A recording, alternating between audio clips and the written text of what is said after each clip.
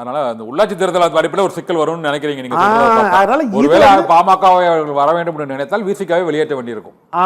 வெளியேற வேண்டியிருக்கும். அவங்க வெளியே போனாலும் போயிடலாம் ஒருவேளை. அதனால ஏற்கனவே கம்யூனிஸ்ட் வெளியே தான் ஆதரவு கொடுக்குறாங்க. இதை கணக்கு போடுவாங்க அவங்க எப்படின்னா 4+2 6. அதுல உள்ளாட்சி தேர்தலுக்குள்ளேயே இந்த இடைத்தேர்தல் வந்துடும் நினைக்கிறீங்களா அந்த 5 தொகுதிகளுக்கும்? அது சொல்ல முடியாது, அது சொல்லவே முடியாது. ஏன்னா இடைத்தேர்தல்ன்றது இப்போ 5 ஒரு 6 இடைத்தேர்தல் வரணும். அதில் 4 சிக்கலில் இருக்குது. 4 அண்டர் டீலிமிட். இது நம்ம டிஸ்குவாலிஃபிகேஷன் ப்ராசஸ் 10th ஷெட்யூல் பிரகாரம் பார்த்தீங்கன்னா அதில் அந்த பிரச்சனை இருக்குது. அதனால் அது நிறுத்தி வைக்கப்படலாம் அப்படின்றது இருக்குது. அதனால அது நம்ம நிச்சயமா சொல்லவும் முடியாது. அப்படியே வந்தாலும் அதுல வெற்றி பெற வாய்ப்பு இருக்கிறான்றதும் அந்த ரிஸ்க்கும் அவங்க எடுக்க மாட்டாங்க. அதனால கூட்டணியை பலப்படுத்தி ஸ்ட்ராங் பண்ணினா அதை பார்க்கலான்னு பார்ப்பாங்க. கூட்டணியை பலவீனப்படுத்திட்டோ இல்லைன்னா மெஜாரிட்டி இல்லாத நிலைமையிலே அந்த தேர்தலை அவங்க சந்திக்க மாட்டாங்க. கூட்டணி உறுதி பண்ணி கூட்டணி பலவீனப்படுத்தல ஒரு பெரிய குழப்பம் இருக்க மாதிரி தெரியுது. ஏன்னா திமுக கூட்டணி கட்சியும் கூட வச்சுக்கிறாங்க. இது தவிர அதிமுகவில் இருந்து எம்எல்ஏக்களை அந்த மாதிரி 4 பேர் ராஜினாமா பண்ண வச்சுட்டாங்க. இப்போ திரும்ப பாமக கூட உள்ளாட்சி தேர்தலில் அவங்க கூட்டணி வைக்க போகிறதாகவும் ஒரு பேச்சு இருக்கு. இப்போ அனைத்து கட்சிகளையும் அணுகுவதற்கு யாரிடமும் நம்பிக்கை இல்லையா? இல்லை, இதில் என்னன்னா அரசியலில் இதுக்கு பேர் ராஜதந்திரம்னுவாங்க. துரோகம் சொல்லலாம், நம்ம நம்பகத்தன்மை இல்ல, விசுவாசம் இல்லைன்னு சொல்லலாம்.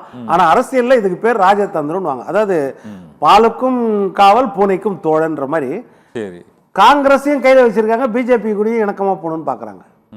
தாவேக்காவை பொறுத்தவரைக்கும் எப்படி இருக்காங்க, அகில இந்திய அளவுல பாத்தீங்கன்னா காங்கிரஸும் கூட இருக்கணும், அதே நேரத்தில் நம்மளுக்கு பிஜேபி ஆளுநர் எல்லாருக்கிட்டையும் அனுசரணையா போகணும்.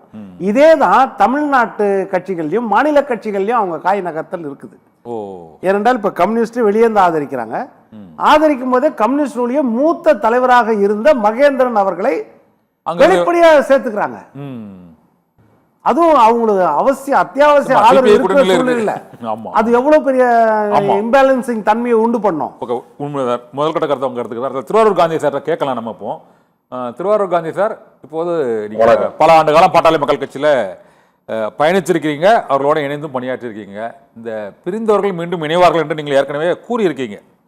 இப்போதே இந்த இணைப்பு இது இயல்பா அவங்களுக்குள்ள தந்தை மகன் மற்றும் குடும்பத்தினரிடையே ஏற்பட்ட அந்த இணைப்பு தானா, இல்லைன்னா அந்த கூட்டணி மாறுவதற்கான ஒரு அரசியல் வியூகத்தோட இந்த இணைப்பு இருந்திருக்குதா? இதை ஏன் நான் கேட்குறேன்னா, அவர் வெளியில் வந்த உடனே இனிமேல் நல்லதே நடக்கும், பாட்டாளி மக்கள் கட்சி வலிமை அடையும் என்று அவர் அன்புமணி ராமதாஸ் தைலாபுரத்தில் எடுத்த பேட்டியில் அவர் கூறியிருக்கிறார்.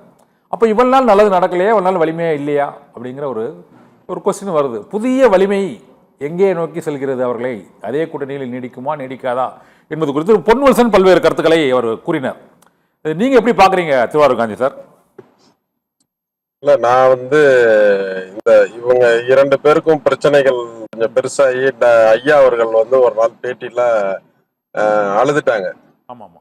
அப்ப நான் அங்க பணியாற்றி அவர்களுக்கு எதிர்கருத்து உள்ளவன், அவங்களுக்கு தெரியும்.